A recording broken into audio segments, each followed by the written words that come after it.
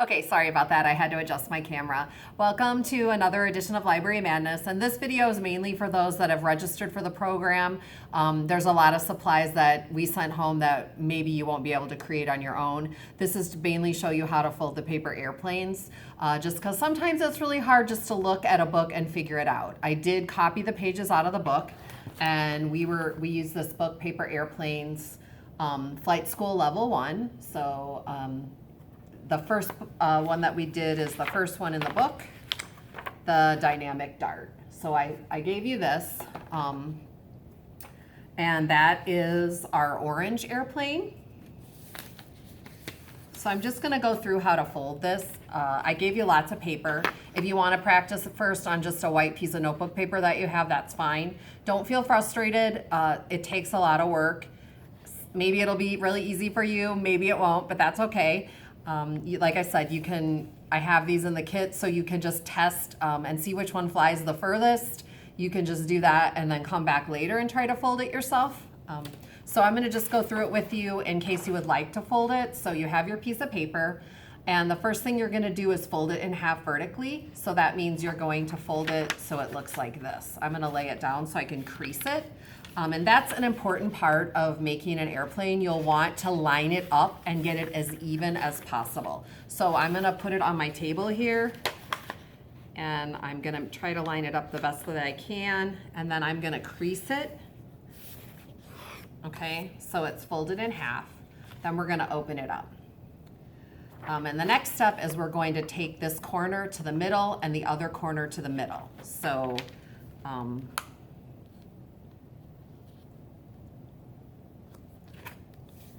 I did one, and with this you do want to use that middle vertical line as your guide. You want to take this, and it looks like a triangle like that, so we're going to do that to the other side.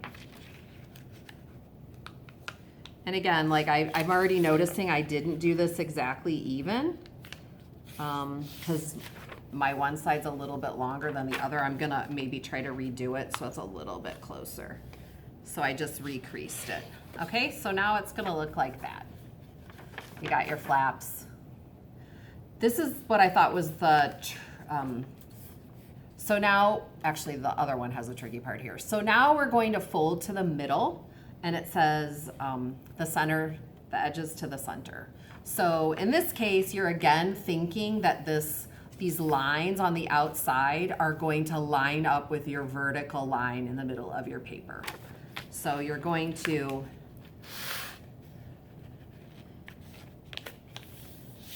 so it looks like that. So what I did is I'm trying to match this edge along the middle, and then I'm gonna crease. Okay, so it looks like that, and we'll do that to the other side. Same idea.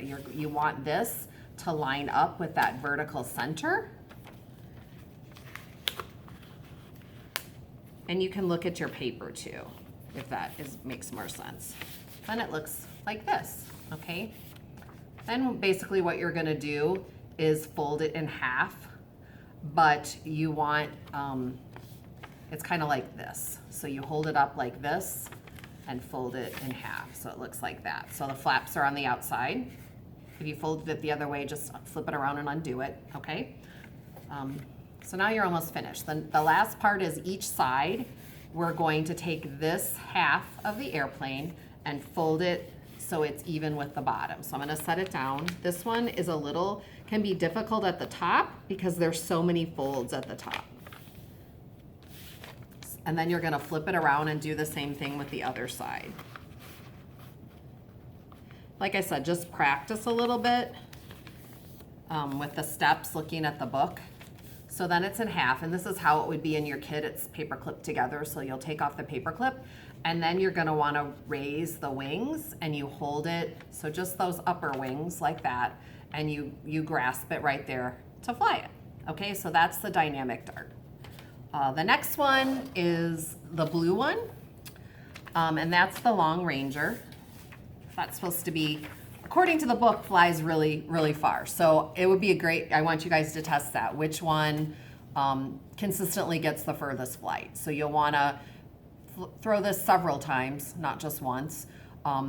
and then mark it off somehow if you do it outside or in your basement or somewhere where you have a lot of open space. And then do the same with the blue one. Again, this one starts the same way. We're going to vertically fold the paper in half. So I'm gonna set it down, but basically we want it to look like that. And then we're gonna open it back up because we just want that vertical crease going down the center of the airplane like we did with the other one. So again, I'm using my fingernail to get that really a nice fold on that paper. Then we're going to open it up like this. Same thing, we're going to fold to the middle like we did last time. It's the same step. So it looks like that. It kind of looks like a house, right? You folded these flaps down, they're lined up.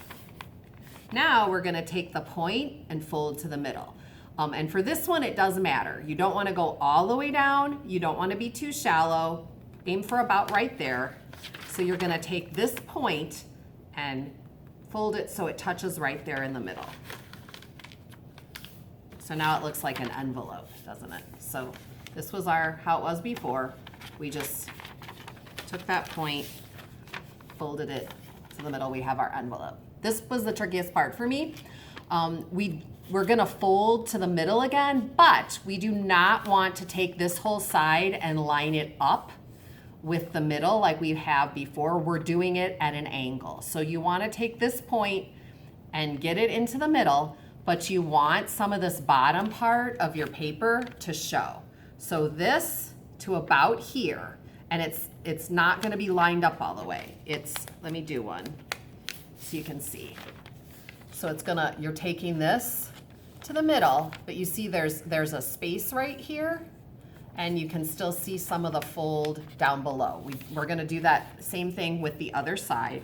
So folding that corner to the middle, and then it looks like that.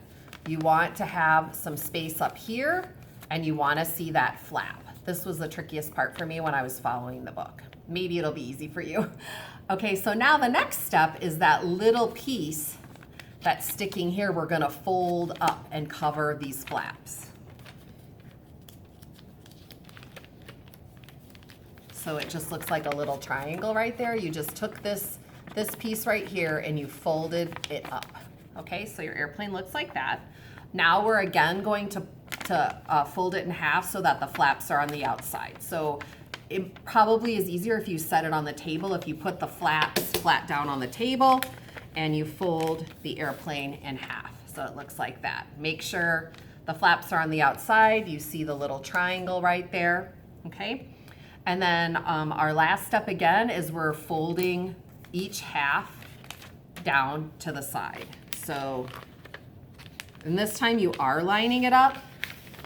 You are going to take this and line it up with the bottom of the airplane. So that's the first side. Then you're gonna flip it over and do the same thing with the other side. Okay, and then this is how it looks in your kit with the paper clip on it. So again, we're going to lift up just the outside wings like that, and then there's a little place for you to hold for you to fly it. Okay, so that's the Long Ranger. Let's see if it really is a Long Ranger.